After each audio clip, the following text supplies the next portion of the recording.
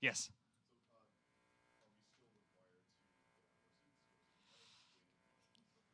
I know it's excruciating, but yes, please. And so the reason for that, just so it's not just because, sorry? Oh, yes, I have to repeat the question to avoid this, actually. And the question was, do we still need to follow up and line up behind the mics? And the answer is yes.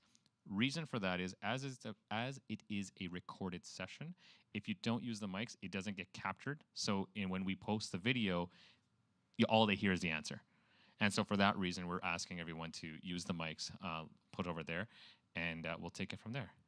So without further ado, and if there are no more questions, then I would like to ask all our panelists to please come up on stage. And have a big round of applause for them. There we go.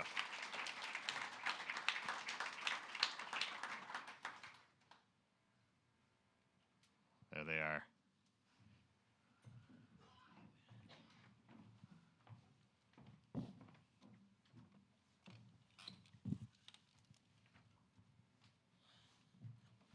Excellent. So to kick things off, and some, as you can see, are familiar faces, as you've already seen them up on stage. But to kick things off, can we actually have everyone one by one just introduce themselves? So again, your name, what you do, and some of your areas of specialties.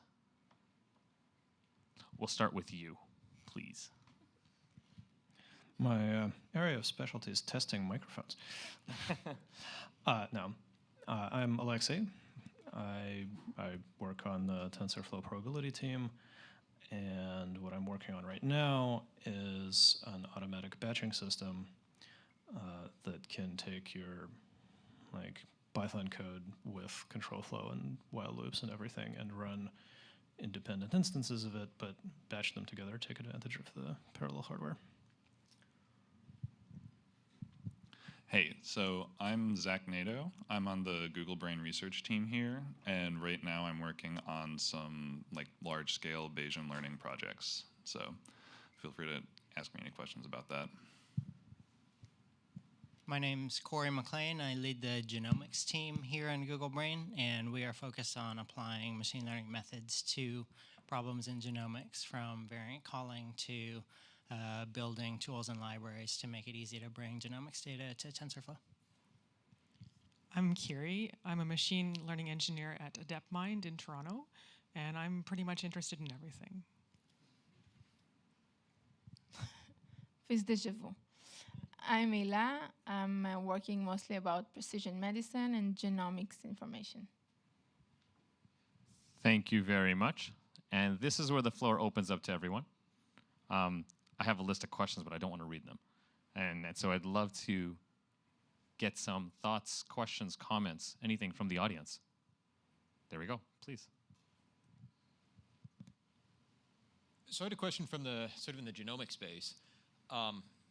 My intuition has been that in the drug development or the drug matching or anything sort of relating to the interface between a patient and a drug, or sorry, a patient and a drug or a patient and a treatment, that at that actual point of recommendation, things that are based on a machine learning framework are going to have a hard time flying with the FDA and various regulatory officials that would expect a higher standard of proof than could be provided with something that you could consider as a black box, or something that is not easily explainable as I changed this parameter in the model, so because of XYZ processing change, I saw my results change in this way, and I can tell you the exact steps and exact reasons why. Can you comment on what your experience or intuitions have been on what the regulatory bodies' reactions around machine learning and sort of more of these fuzzy to black box systems has been? Sure. I think our team has not been focused so much on the, say, drug discovery side of stuff, but a lot of the projects that are kind of in that space are more in the earlier research portion of this, and optimizing high throughput screening and being able to generate hypotheses that are then tested in the standard ways, but hoping that you will remove unviable candidates earlier in the pipeline when it's less expensive to do so. But I think it is a problem that is one reason why people are also focused on interpretability. Yeah, so it's a good point. I can add on that. There is a challenge of teaching. Not only the FDA actually doing a good job in trying to have drug discovery going forward faster to help more and more people.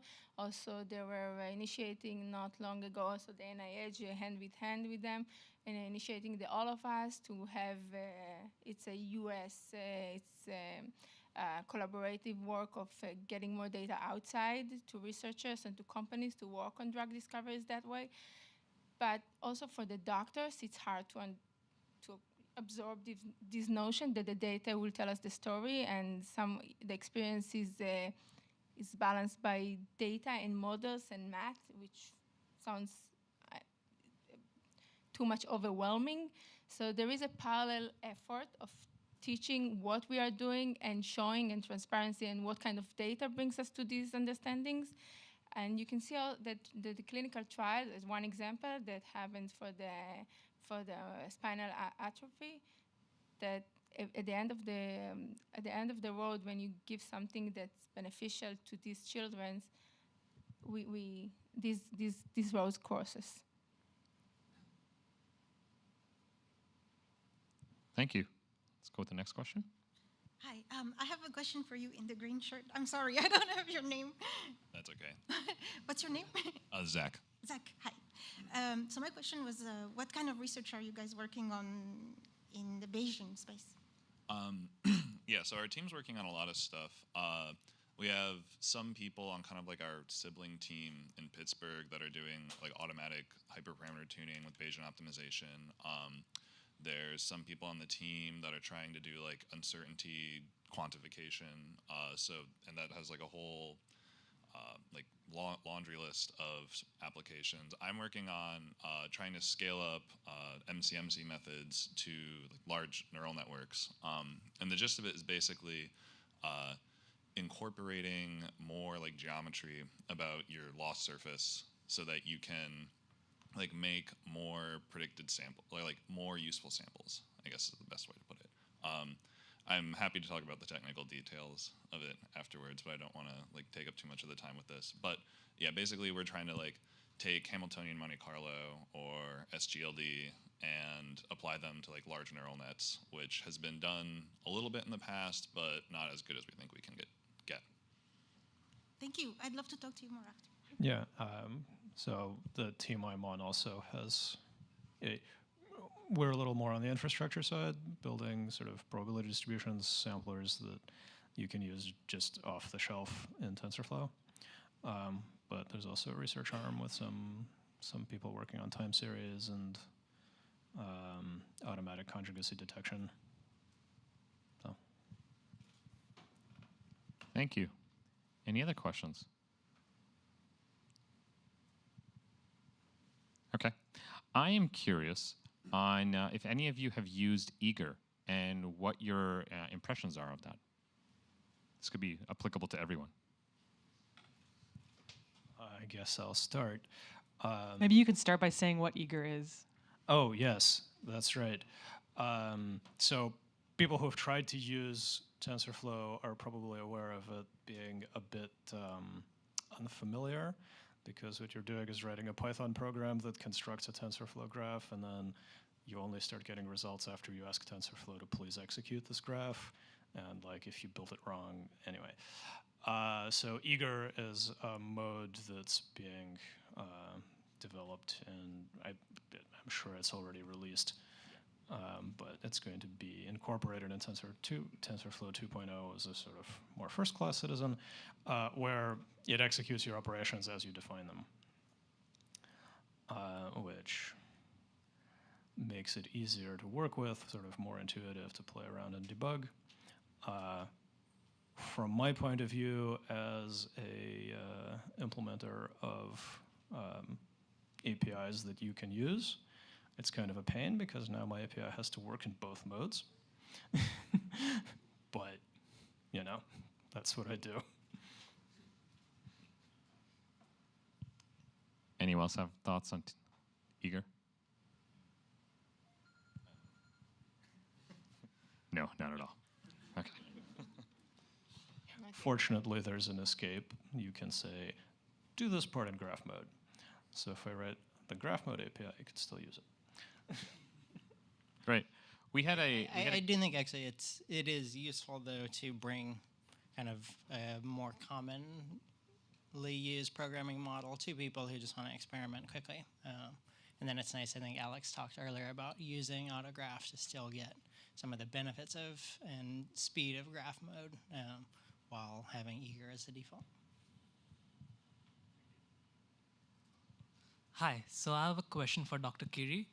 So this past summer, I have been working on some project on the mHealth dataset. So and past month, I started working for a laboratory.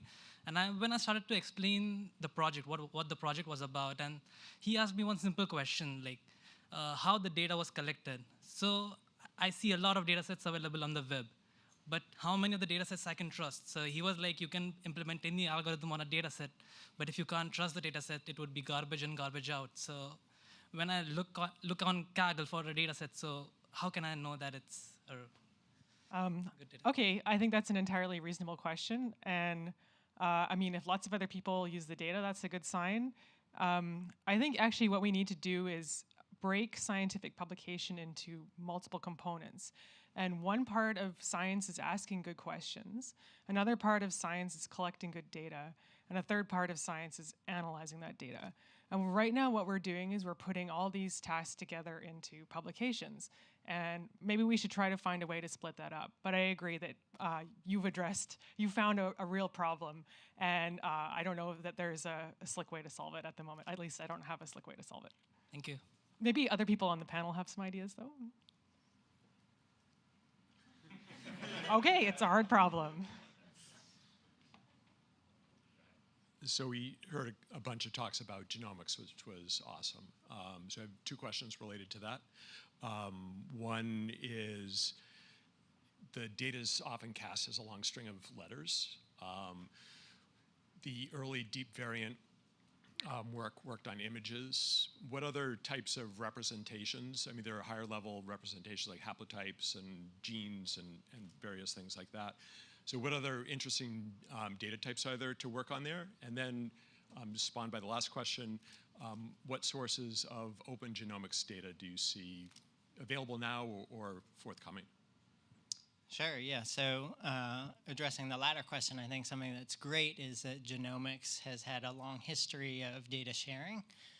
And so there is a huge wealth of publicly available data from which you can examine and train like all different sorts of applications for. I think something that has been quite exciting for us actually is the ability to project some of the models and uses, like you mentioned, images for deep variant, and now using some sequence-to-sequence based models for, I guess Jasper talked about, the binding or predicting chromatin openness. And we're interested actually in the variant calling space and moving towards some alternative representations in places where there are particularly difficult to call correctly by current methods. I think that said, there's always a lot of benefit in really understanding the domain and using that to tailor how the model is specifically set up. And we've seen some advantages in that in like the transcription factor binding modeling space. Another thing that is currently very much in the news of genomic is the GA4GH API, which is basically a software API to allow more genomic sharing. So you're talking about open source people that are many people. I think Google is also leading that, are making their data available through this API, and that's bring us even to more bigger data. Great, thank you. Next question. So continuing on, another question on genomics, and this is outsider's view, when I just look at genomic data, it looks like extraordinarily high-dimensional data. So from a layman's, is there a layman's explanation for how you reduce the dimensionality and just focus on some sections of the genome? Like otherwise, it just looks like how can you possibly fit a model with this higher dimensional data? Yeah, I think there's plenty of hype around genomics and also plenty of hype around machine learning and deep learning, and that can intersect in bad ways. And so you have to be careful on the particular problems that you're attacking. In cases where you want to do something like predicting disease risk from genomic data, it turns out when you sequence someone, you have hundreds of gigabytes of raw sequence, but that's not actually useful. And even when you distill it down to variant calls, you just have a very high number of features, low number of samples often, and that is a situation that's ripe for overfitting. There are other problems that are useful and interesting, though, where a single experiment is generating a lot of useful label data. So examples that we have are, one, the identification of variants, not their pathogenicity, but variants themselves. After generating a gold standard genome, when you just run one sequencer, you have roughly 4 million labeled examples. A similar idea is in that gene expression or chromatin openness space, where a single experiment will give you 20 to 100,000 distinct examples across the genome from which you can train models. And that can be useful for then applying that model to understand what is the function of individual variants, which I can say are pathogenic based on standard genome-wide association studies or something, and then have more of a hypothesis on the functional consequences of why that is driving disease progression. It's just a quick follow-up question. So when, let's say you distilled it down to a certain number of variants, do you still then use your intuition, subject matter expertise to just narrow down the focus to specific variants, or do you usually, when you're focusing on which of these variants actually cause a disease or make certain disease worse, do you use your intuition, subject matter expertise to further reduce the dimensionality, or do you typically just let the model figure it out on its own? It depends on the total number of variants you have. There's been a lot of success using linear mixed models to do some of this identification and then, distilling down into some polygenic risk score based on the effects of individual variations. Thank you. Another thing that you could do is use transfer learning. So think how you can represent your data with models that are already available, like pipeline on Inception or something, or LSTM or something else. Got it. Thank you.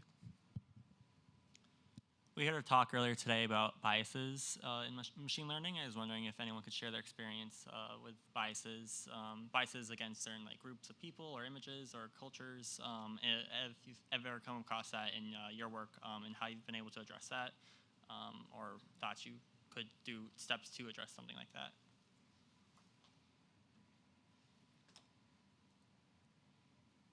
Not all at once.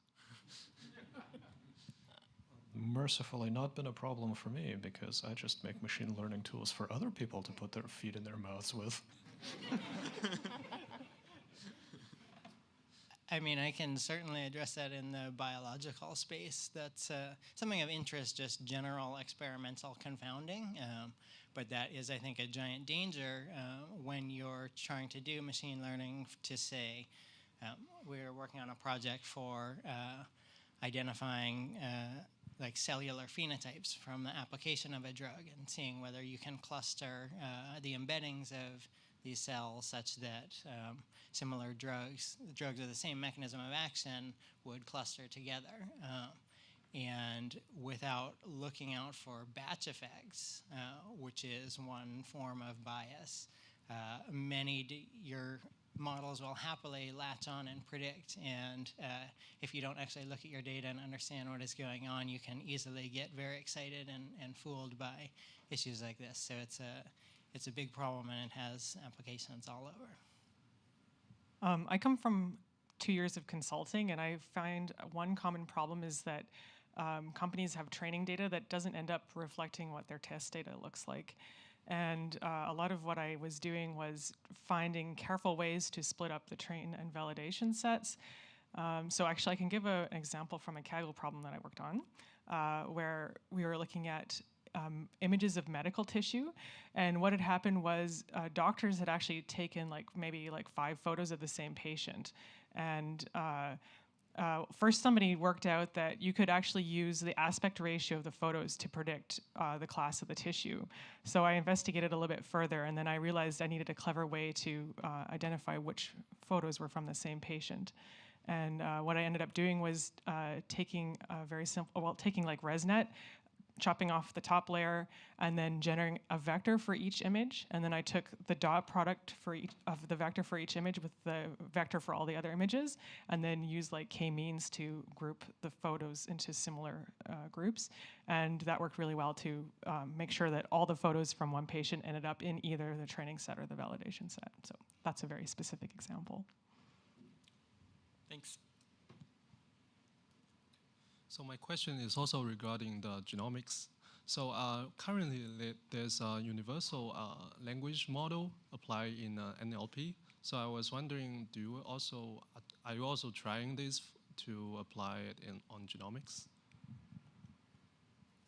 We personally have not. I would be interested to talk more later about potential applications where that would be relevant. So then my following question is, previously you mentioned the transfer learning on genomics, and how does that usually work? How do you do transfer? Do you do unsupervised learning first and then apply it for supervised tasks? Or how does that work usually? So I mentioned it. And do you have example like that? The deep variant was one example where they overloaded the pictures from the mutation from the sequencer to the inception model, and were able to have training that was probably much shorter. I don't know about the time, and to call mutations. But you can do it once you find the way to represent. I'm just talking about inception right now, could be any other thing, just because photos are more easier to understand to the concept. So you can take any data that you want, any matrix, anything that you think about, and try to represent it as a picture. And then all this feature reduction that is very hard, because in genomics you have millions and millions of features. You encapsulate into a picture. That's one way to do that. Anything to add? Okay, thank you.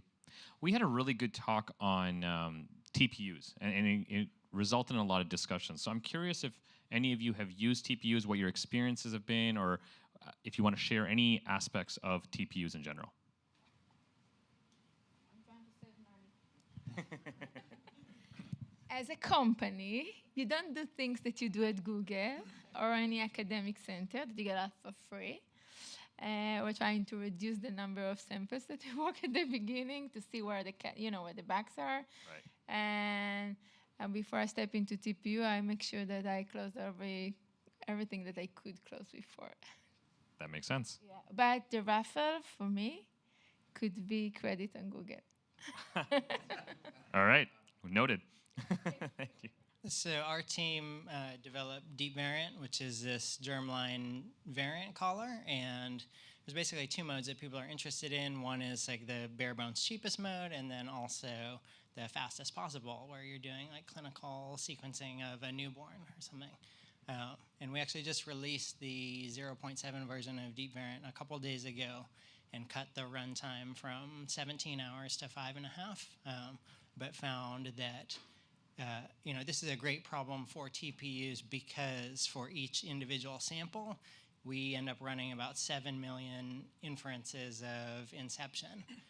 And so with the new preemptible TPU pricing, it's essentially comparable to GPUs, and it cuts the runtime of this particular inference section from about 70 minutes to 25, which is awesome.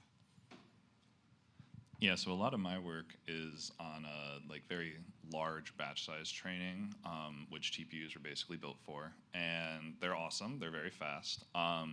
With like medium-sized models, I've been able to run like full CFAR batch training, like so like 50,000 images at like decent speeds. And one thing that I would definitely recommend if you plan on using them is to like go read the documentation very carefully, because there's a lot of things that'll be very fast on CPU or GPU, but when you go to put your model on TPUs, they're like very specific things that the hardware was like hyper optimized for. So like if you can put it in a convolution or a matmul, great.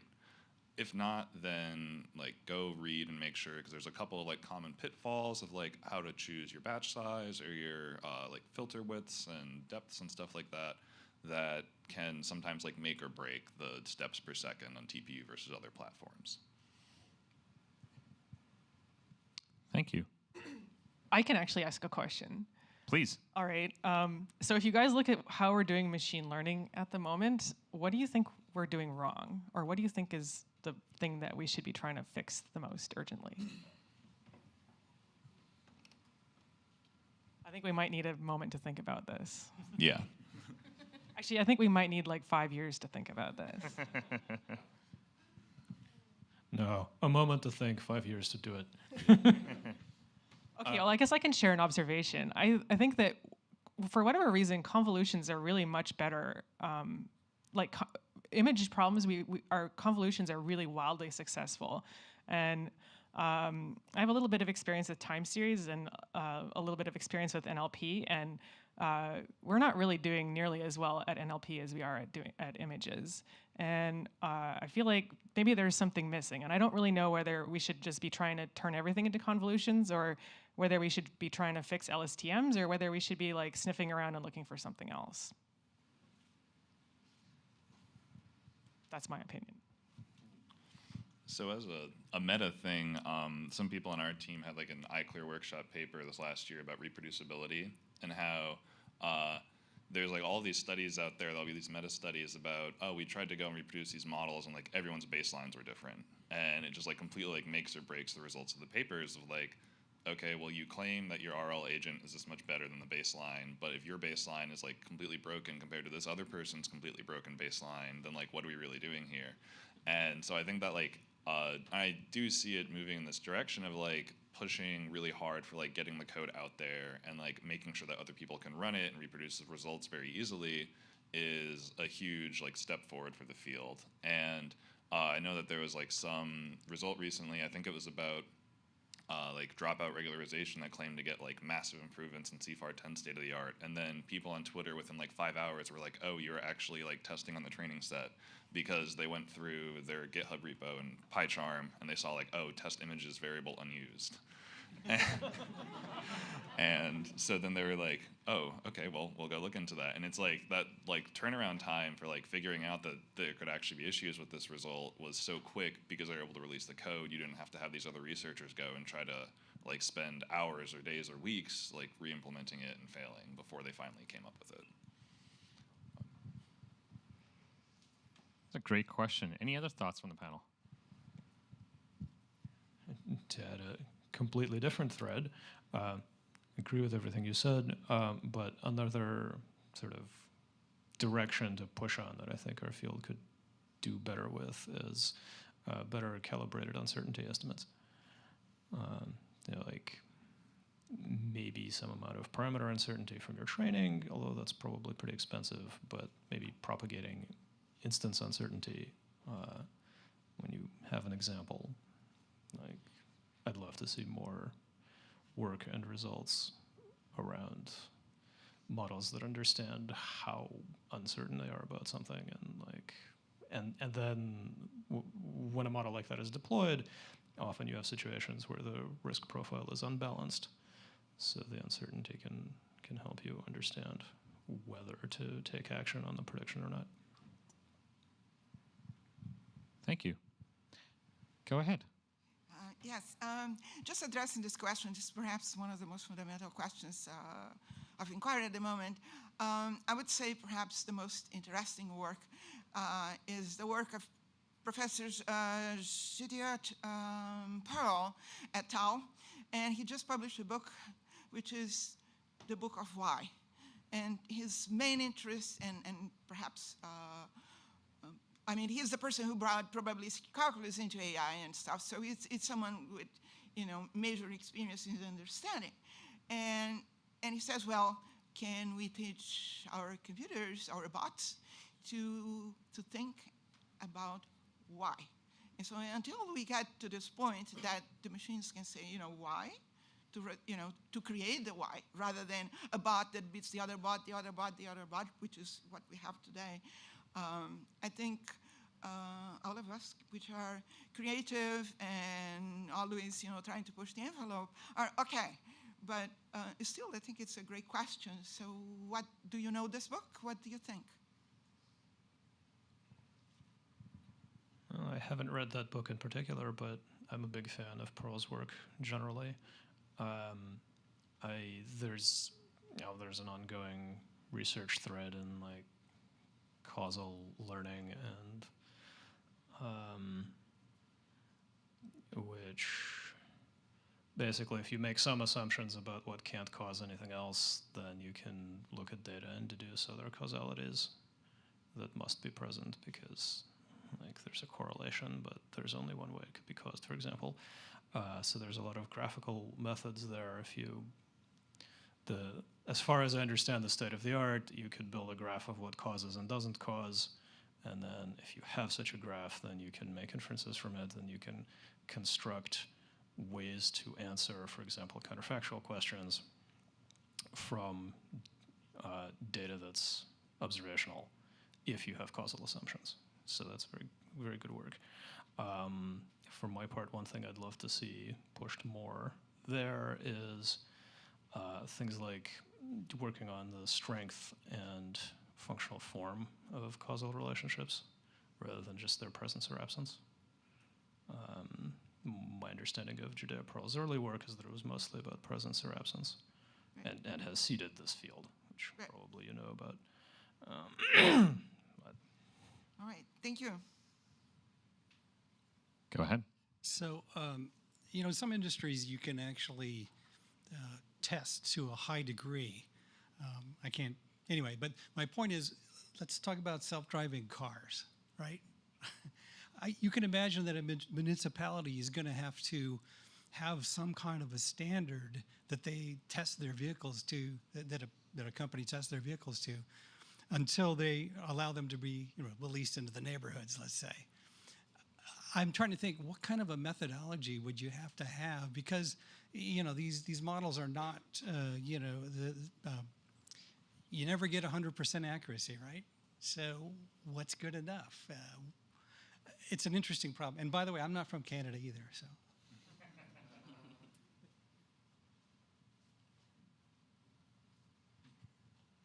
I guess one idea to keep in mind is that, humans make lots of mistakes too. And so a self-driving car or a doctor, they're going to make mistakes. A person driving a car or a doctor, they're going to make mistakes, but so are the algorithms. And I guess as soon as the algorithm outperforms a group of drivers or the algorithm outperforms a group of doctors, you can probably say it's okay. But the other thing to keep in mind is that computers usually make mistakes that people don't make. And I guess my favorite example is the IBM Watson on Jeopardy. The question was about, it explicitly said the answer is to do with a city in the US, and the algorithm came up with Toronto, which is not a mistake that a person would typically make. And I think also looking at medical imaging, if you ask a bunch of doctors to delineate a tissue region, you'll often see this group of doctors went to med school A and this group of doctors went to med school B, and there'll be some noise, and then they'll disagree on this particular region and then disagree on this other particular region, and then you'll show it to the algorithm and it'll just find something else that doesn't make any sense. So those are the I guess it's not just the accuracy, but it's also the kinds of mistakes that the algorithm makes that you need to consider as well. And I agree that's a huge regulatory headache, and I'm not totally sure how to solve that problem either. Yeah, I think part of the issue there is that pedestrians are adapted to the kinds of mistakes human drivers make. Whereas at current state of the art, at least, they're working on it. It's possible for a self-driving car to just not see you. even though you're there, because like your sweatshirt has a funny pattern that it mistakes for an antelope. Like that happens in these vision pipelines. So there could be a very interesting question that could even come to be a moral question, like if the cars make, let's say, twice fewer accidents than humans do empirically, but they're very different accidents. Like, do we accept that or not? Yeah, and I think going on what Alexi said earlier about like well-calibrated uncertainty is also super useful for this, because like if the car knows when it doesn't knows how to do something, you could imagine like it pulls over or like alerts the driver if it's kind of like a semi-supervised setting, or if it's in like a medical field, it could say, I don't know, I need a human expert panel to do the judgment instead of me. But obviously you can always like construct situations in which that would still fail. But I think it is like another level of safety and like improvement. Just to add in the medical field, we are here in Boston, but there are many areas around the world that doesn't have the means to have a good or excelling medical standard. So machine learning, I think with the mistakes it's going to make, probably, and I agree with Kiri, sometimes unreasonable mistakes, will be able to help many more people with much less means to get better care. Thank you. Do you want to? Whoever was first. Okay. Go ahead. So I'm relatively new in this field, but I read about LSTM, and those seems to be kind of interesting to me. And I was hoping to hear this word a lot today, but I heard just once when you said it. So so one interesting example is like when there is a fox image, and so the model can confuse with the dogs, but then if your previous image is from a woods, it may say, okay, because the previous image is wood, it may be a fox. So are there, did you see any good example like that? Are you using LSTMs more in the system anywhere, or do you think those are as good as it seems? So I don't personally use any LSTMs in my research, but I know that there's been a lot of like interest lately in when do we really need to have recurrent networks, or when are we okay with either like fully connected feed forward or just like convolutional networks. And so like the transformer models in NLP are like widely popular and very very useful, and that doesn't have any like real recurrence, kind of like hidden memory in it like LSTMs do. However, the like recent OpenAI 5 like Dota 2 results, that was using kind of like an off-the-shelf like LSTM setup. And so in those situations, it might kind of be useful to have that hidden memory. But I know that there's been a lot of analysis lately on like when is the memory really kind of useful in like how many words of history is it storing in like an NLP setting, for example, versus, well, can you just have like a really wide convolutional filter that would also get that and then would be a lot cheaper potentially?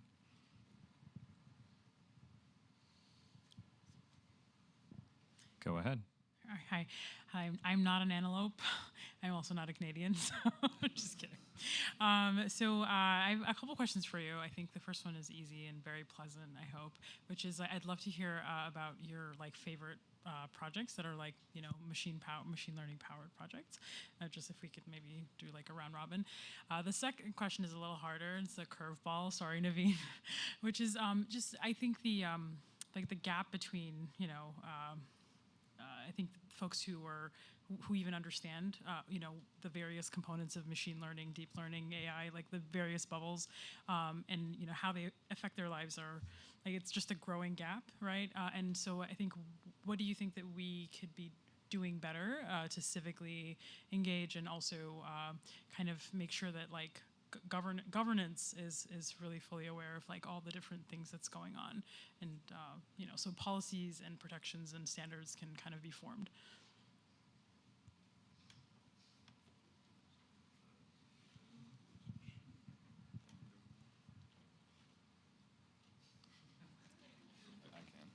So my personal favorite machine learning research project right now, I think, is this paper that came out of Google earlier this year, I believe, which was like discovering exoplanets with machine learning, where they would take the light curves from like planets passing in front of alien suns, and there are these little dips in them, which are either like, oh, like the sun had some event and the brightness went down momentarily, or it could be like a planet going in front of it. And they're basically just these time series, which we're all very familiar with, and they sticked some deep learning algorithms on them, and they discovered 2 new planets around an alien sun. And I think that made it like the largest like alien solar system. Like it was like the sun with the most discovered planets around it that we had found so far.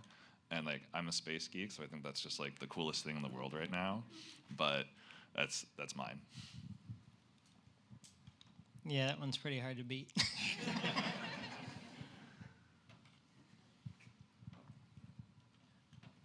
I'll be maybe a little more conventional and name AlphaGo. That was the thing that impressed me the most recently. I have an idea. So in June of 2014, I worked on a Kaggle problem. I know, another Kaggle problem, where the data set was 16 electrodes in somebody's head, and you were going to try to predict if they were having an epileptic seizure. And I did something really dumb, which is I just took the squiggle signal from the electrodes, and I turned it into a picture, and I showed it to a model in Cafe that did computer vision tasks, and the algorithm did really well without me having to have any intelligent thoughts whatsoever. And what I realized doing that project was that deep learning could do feature building. And I had a little panic because I'm a very creative person, and the thing that I'm good at is feature building. And I realized that if I didn't get on top of deep learning, I was going to be out of a job real soon because the machines are going to be able to do feature building. So the problem wasn't that interesting, but it was the realization that deep learning could do feature building that really excited me. Except completely incomprehensible features that don't mean anything to anybody. Working on that. So I think the project that I like the most is a project that are currently being done for imaging, being able to detect tumors or other stuff. There's another one that was done in Google for Indian women, I think, that have some kind of genetics deterioration in their retina. And when it's identified early enough, so everything about medical, yes, that's me. So they were able to detect it early enough so they can prevent these women from being blind. So I thought this is cool. And what are we doing wrong? Wow. Not because it's so many, because it's so hard to predict now what's going to happen with machine learning along the way. I've just seen the movie with my son. It was one player from Steven Spielberg. Oh yeah, and it's for gamers or something like that. I was watching it last week. Actually, I enjoyed it. It's kind of scary. So I don't know, watch it and think for yourself if we are ready even for this kind of regulation, and where would we be in few years from now. And I hope you're recording it so my son will know that I was watching the movie. Or the fact that you called them out. Absolutely. Yes, thank you. We're going to take 2 more questions. Go ahead. So with the large focus on machine learning in the most recent years, it's going to be very ripe for patent problems, I feel. How do you feel that patents in the machine learning space are going to affect the industry moving forward? I know it's a very general question, but I think that we're at a spot where a lot more people are focusing on it, and it's going to start cropping up a lot more. I have opinions on this subject. I think intellectual property is really stupid, and I just like to get rid of it. I kind of ascribe to the Bob Dylan theory of intellectual property, which is if you can find somebody else's idea and take it and make it better, all the power to you. And one of the things I actually really love about working on machine learning is that so much of it is open source. And I can go in and I can find other people's ideas and I can build on them, and I really, really like that. And I'd really just like to figure out how to get rid of intellectual property. So I think I have a question that's going to intrigue you. You were talking about how we need to separate or figure out some sort of separations around academic explanations of research, and the papers are just not really going to cut it anymore. Have you thought about the applicability of machine learning, potentially stuff other than NLP, in taking a look at scientific journals and analyzing the actual methods done and the construction of the experiments themselves, and comparing experiments and the processes used from peer review to peer review? I mean, I think right now that's even something that humans struggle with. So till we have labeled data, I would probably run away from that problem. I think it's a really hard problem. I mean, I also think about, like, let's say like generating text. You know, people really want chatbots, but you can think about things like, if you read something in like the New York Times, that's often a very high quality piece of writing, and a lot of what people write is actually pretty crappy. And I think, yeah, if a human can't solve the problem of writing a good newspaper article, then probably getting a machine to do it is actually going to be really hard too. That's my feeling on that. Sorry to tack this on. I'm just curious if you guys had any thoughts on kind of how the distribution of these models is going to happen over like the next 5 years. Like, is every company going to have an ML developer like they have a software developer? And then also for people specifically working in the medical setting, when you create a model, who owns the model? And if there's a particular institution that has a model that can, you know, efficiently detect some, you know, cancerous disease, and they're the only institution that can, you know, profit from that model, you know, should it inherently be public, open source, that sort of thing? So I was just curious about your thoughts. Okay, so one thought about ownership is that, like, let's say that a model is trained on data from 1,000 patients, and all those 1,000 patients own their model. Do they now own a little chunk of this model? I think the answer is maybe yes. What I'd actually like to see for medical data is for people to be able to donate their data to science. And maybe, I don't know, I'm not really sure what the best solution is, but my favorite solution that I've heard so far was to allow hospitals, or like in Canada, to have the provincial governments run their own internal cloud, which would allow researchers or businesses to access that cloud.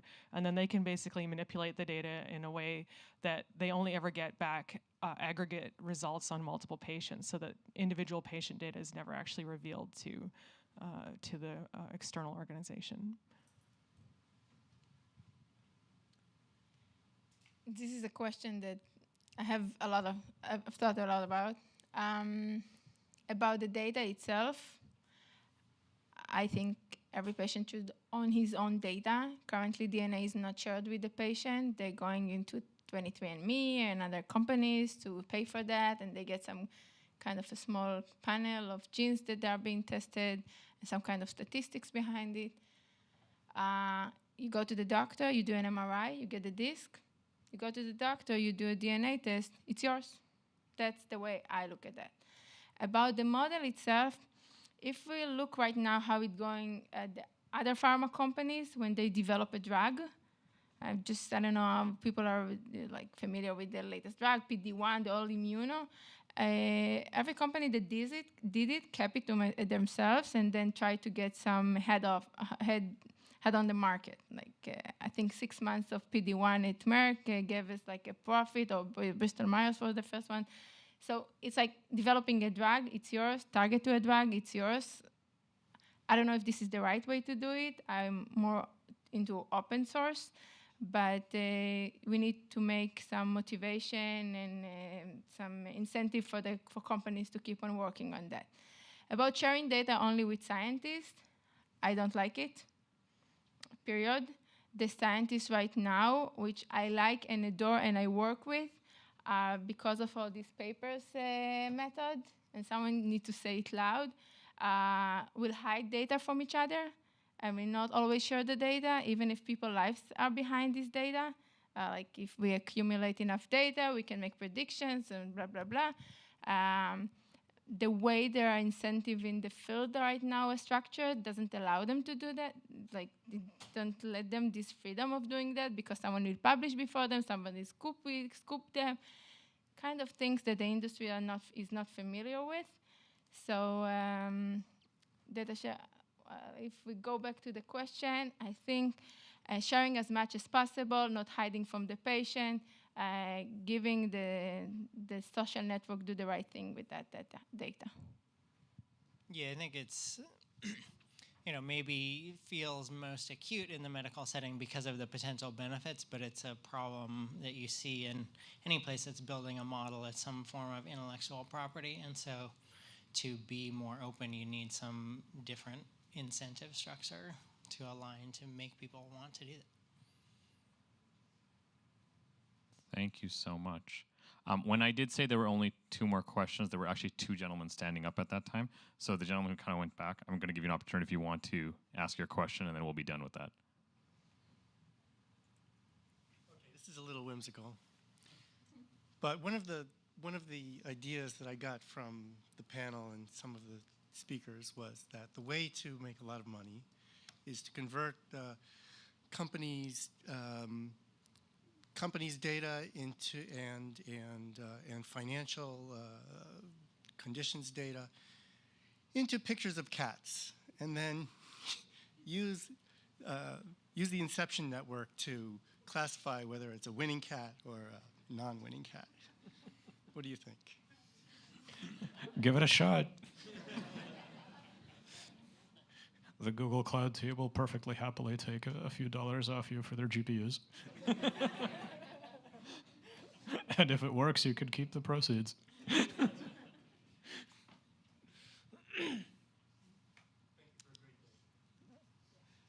Awesome. Well, thank you all.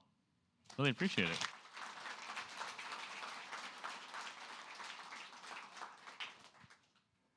And we're done.